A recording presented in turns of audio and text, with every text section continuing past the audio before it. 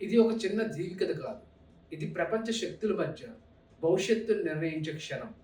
Greenland విషయంలో Donald Trump చేసిన వ్యాఖ్యలు ప్రపంచం దృష్టిని ఆకర్షించాయి. అది హెచ్చరిక, కేవలం వాక్య కాదు అని అన్నారు. దీనిపై డెన్మార్క్ ప్రధాని ఒకే ఒక మాట చెప్పారు: దిస్ ఈజ్ సీరియస్.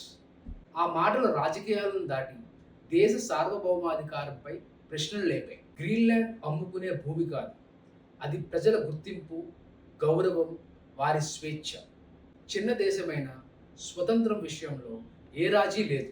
గ్రీన్లాండ్ ఎందుకు అంత కీలకం? ఆర్కిటిక్ భద్రత, వాతావరణ మార్పులు, వాణిజ్యం ఇలాంటివి ఎన్నో ఆ దేశంతో ముడిపడి ఉన్నాయి.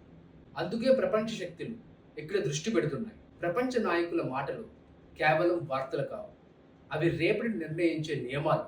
దేశం చిన్నదైన స్వాతంత్రం చాలా విలువైనది.